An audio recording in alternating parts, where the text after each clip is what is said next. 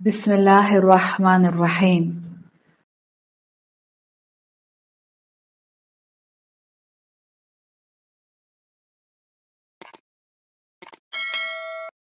السلام علیکم ورحمۃ اللہ وبرکاتہ۔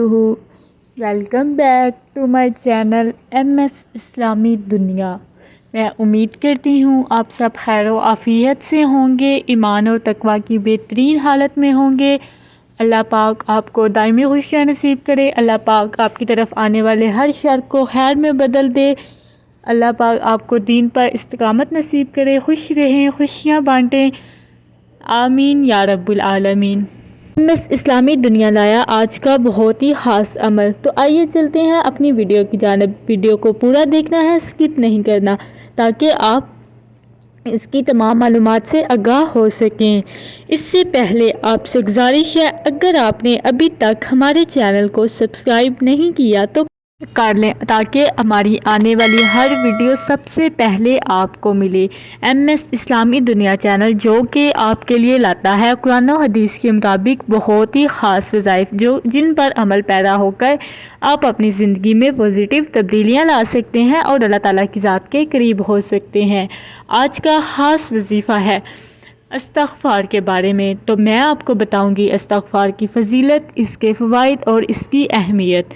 اس سے پہلے میں آپ سب کو اس کے بارے میں ایک واقعہ بتانا چاہوں گی، جس کے ذریعے آپ کو استغفار کی اہمیت زیادہ واضح ہو جائے گی اور آپ جان کر حیران رہ جائیں گے کہ استغفار کی ہماری زندگی میں کتنی زیادہ اہمیت ہے اور اس کی کتنی زیادہ فضیلت ہے۔ ہمارے پیارے نبی حضرت محمد صلی اللہ علیہ وآلہ وسلم کا فرمان ہے، جب تم سکون کی کمی محسوس کرو، جب تمہیں بے چینی ہو، تو تمہیں چاہیے کہ کثرت سے استغفار کیا کرو، کیونکہ تمہارے گناہوں کی یہ سزا ہوتی ہے جو تمہیں ایک بے چینی محسوس ہوتی ہے تمہاری نیکیوں کی کمی کی وجہ سے۔ تو تمہیں چاہیے زیادہ سے زیادہ استغفار کرو۔ ایک دفعہ حضرت اکرم صلی اللہ علیہ وسلم کی خدمت میں 3 لوگ حاضر ہوئے۔ ان تینوں نے اپنی اپنی پریشانی بتائی۔ ایک نے کہا کہ میرے گھر کے حالات نہیں ٹھیک، رزق کی کمی ہے۔ دوسرے نے کہا کہ میرے گھر میں ہر کسی سے ناراضگی رہتی ہے، میری بیوی مجھ سے بہت زیادہ لڑتی ہے اور گھر میں سکون نہیں۔ تیسرے نے بھی اپنی پریشانی کا اظہار کیا۔ تو آپ صلی اللہ علیہ وسلم نے تینوں کو ایک ہی حل بتایا کہ استغفار کیا کرو۔ تینوں نے اپنے مسئلے بیان کیے اور تینوں کا حل ایک ہی کہ استغفار کیا کرو۔ جب ہم کسی کے پاس جاتے ہیں، اس کو اپنی پریشانی بتاتے ہیں، تو اس کے پاس ہمارے لیے مختلف حل موجود ہوتے ہیں، لیکن آپ صلی اللہ علیہ وسلم نے ان تینوں کو ایک ہی حل بتایا، ہر پریشانی کا حل استغفار۔ تو پاس بیٹھے صحابہ نے عرض کیا کہ ایسے کیسے؟ ہر ایک کی پریشانی مختلف تھی، لیکن آپ نے ان کو حل ایک ہی بتایا، استغفر اللہ۔ تو آپ نے فرمایا، قرآن پاک میں اللہ تعالیٰ فرماتے ہیں، تمہیں چاہیے کہ تم استغفار سے مجھے راضی کرو، تم زیادہ سے زیادہ استغفار کیا کرو، تو میں تمہیں بے پناہ رزق دوں گا، میں تمہیں اتنا دوں گا کہ تم حیران رہ جاؤ گے۔ لیکن تمہیں چاہیے بخشش طلب کرو، اللہ تعالیٰ سے معافی مانگو، تو پھر تمہارے لیے دروازے کھلیں گے، تمہیں بے انتہا رزق ملے گا۔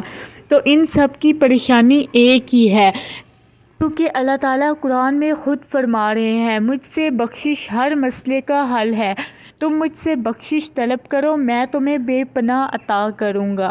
تو بخشش ہر مسئلے کا حل ہے، اس لیے میں نے ان تینوں کو استغفار کا حکم دیا ہے۔ تو تمہیں چاہیے کوئی بھی پریشانی، کسی بھی مسئلے میں، کسی بھی مشکل میں گرفتار ہو، تو زیادہ سے زیادہ استغفار پڑھو۔ ہمارے پیارے نبی حضرت محمد صلی اللہ علیہ وسلم جو ہر گناہ سے پاک تھے، جن کا کوئی گناہ نہیں تھا، وہ بھی صبح اور شام کو 100 دفعہ استغفر اللہ پڑھا کرتے تھے۔ اور ہم لوگ جن کی زندگی گناہوں سے بھری پڑی ہے، جن کی زندگی میں گناہوں کے سوا کچھ نہیں، جانے انجانے میں جان بوجھ کے کیے گئے، ہم دن میں پتہ نہیں کتنے گناہ کرتے ہیں، ہمیں حساب ہی نہیں، پتہ ہی نہیں۔ اور ہم نے کبھی استغفار کیا ہے، کبھی کثرت سے اللہ تعالیٰ سے بخشش مانگی ہے؟ تو نہیں۔ تو کم از کم ہمیں چاہیے کہ صبح شام 1000 دفعہ استغفار پڑھتے ہوئے اللہ تعالیٰ سے اپنے گناہوں کی بخشش مانگے، اللہ تعالیٰ سے معافی طلب کریں۔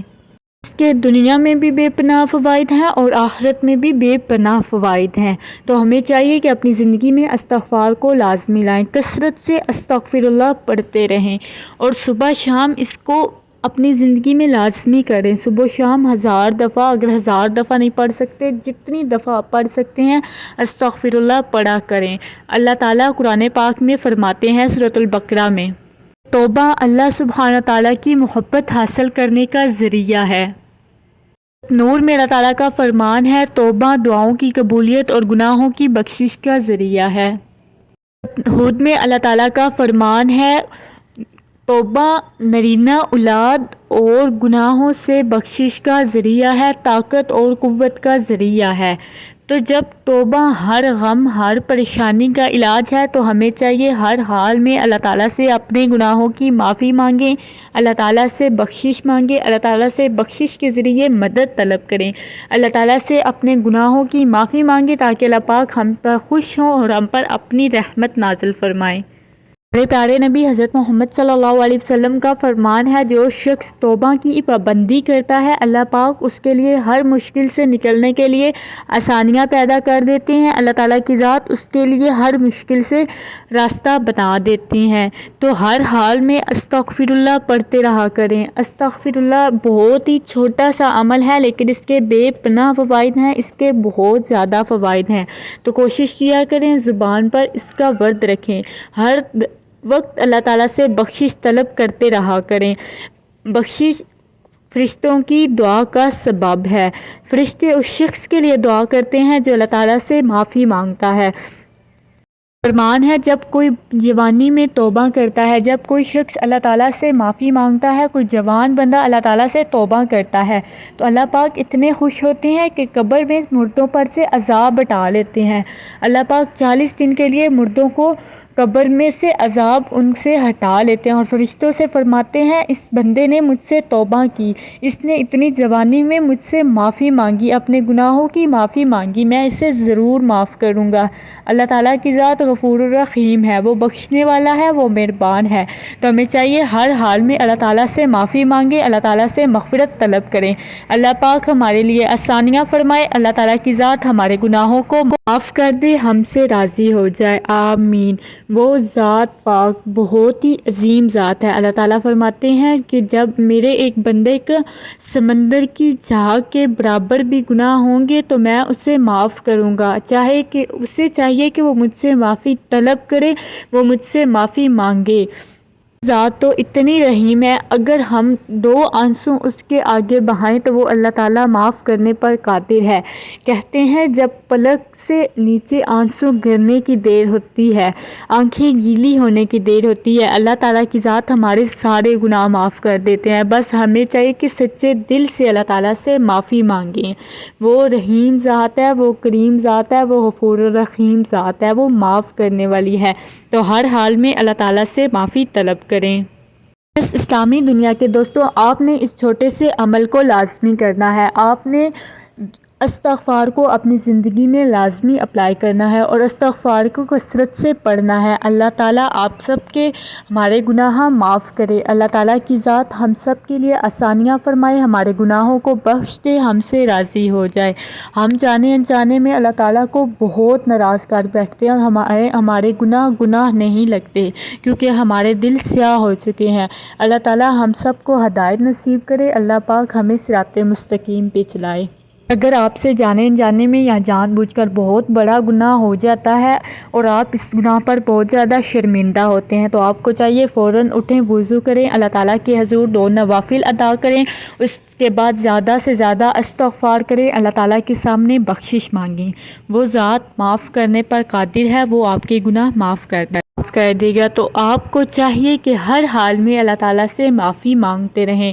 گناہ ہم سے سرزد ہو جاتے ہیں، ہمیں خود نہیں پتہ ہوتا، ہم اتنے گناہوں کا شکار ہیں کہ ہم سوچ بھی نہیں سکتے۔ تو ہر حال میں اللہ تعالیٰ کی ذات سے معافی مانگتے رہیں، اللہ تعالیٰ کی ذات سے معافی طلب کریں۔